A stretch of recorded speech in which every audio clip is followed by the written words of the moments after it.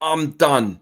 I'm done if this happens. According to Fabrizio Romano, Alexander Isak is a dream signing for Liverpool.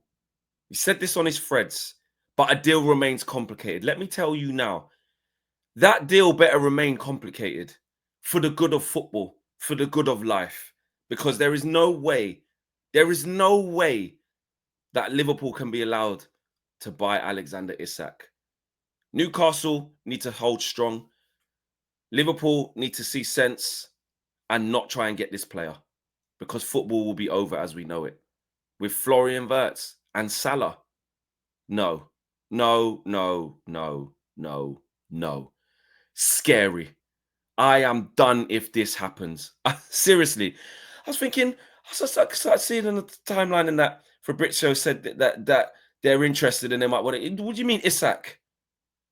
What, they're going to spend 100 million basically guaranteed on Florian Wirtz and try and spend like 130, 140, 50 million pounds on Isak? Nah.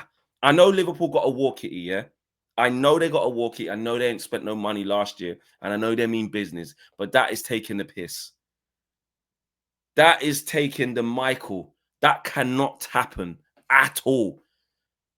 They dominate world football, European football for ages if that happens. So I think it's nothing more than a strong rumor. And obviously, look, in terms of him being a dream signing, he's everyone's dream signing. Everyone's dream signing. Who wouldn't want Alexander Isak? But the fact that he was saying it on his threads for Fabrizio Romano, I seen some Liverpool fans starting to get a little bit excited. Could they get him? Could they go big and try and get Isak as well? It's over if that happened. Could you imagine? Could you imagine? Alexander Isak through the middle, Mo Salah on the right. They've stopped bids or approaches for Luis Diaz, so he's not going anywhere. Florian Wirtz in the 10 or the 8, right 8, let's say, or left 8, whatever you want. Szoboszlai, Gravenberg, or McAllister, Wirtz, Gravenberg. Well, what do you want? What do you want? Oh, Jesus. Kept Van Dijk. Kept Salah. Like, scary. Scary, scary, scary.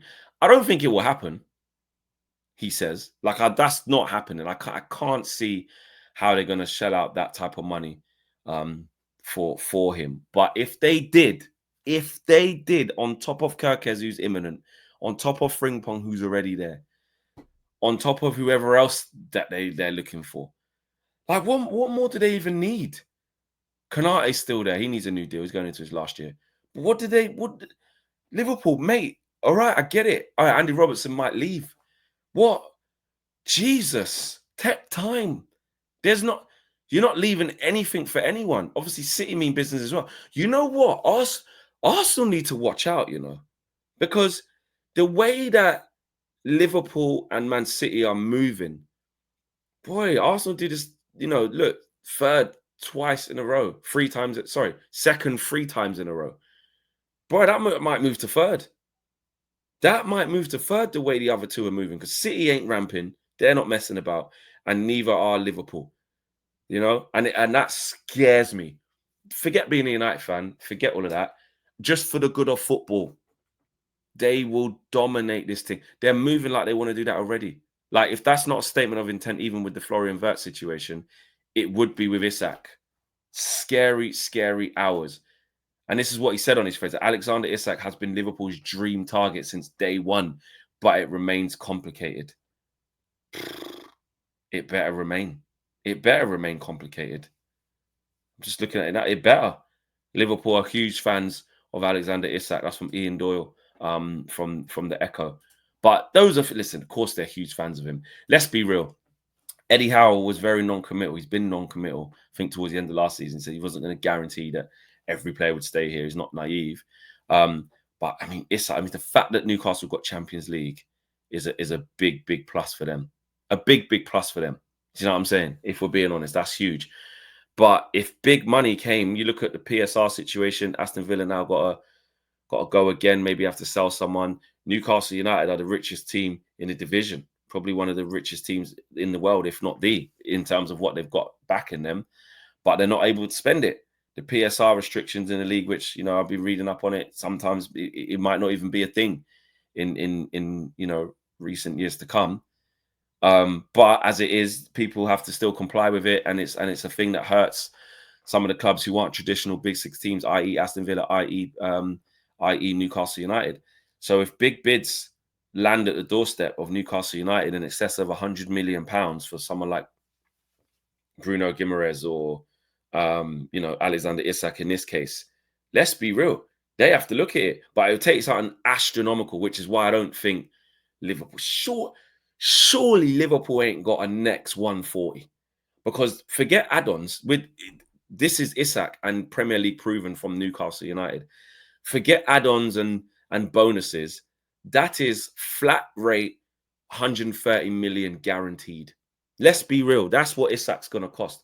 Florian Wirtz just came here, not Premier League proven, you know, younger than Isak as well, for over £100 million.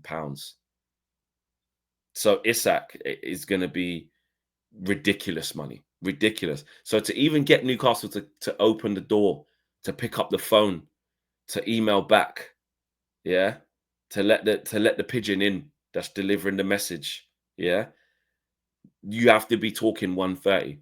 And I cannot.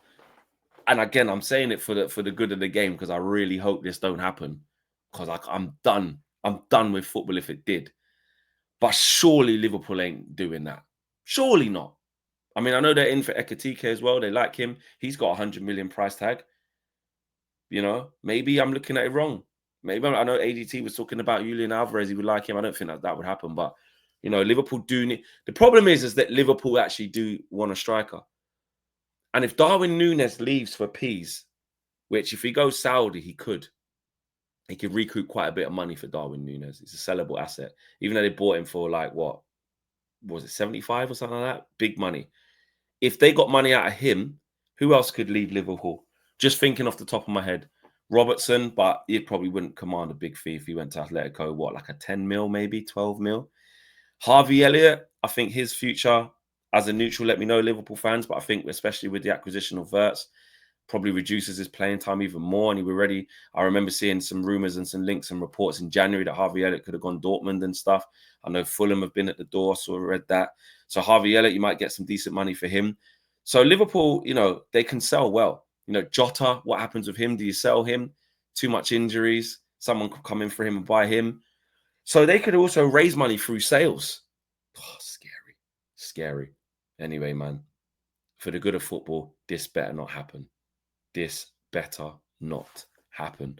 Smash a like on the video, subscribe to the channel if you're new. Liverpool fans, what are you saying? Is this just one too far? Can't happen, can't run?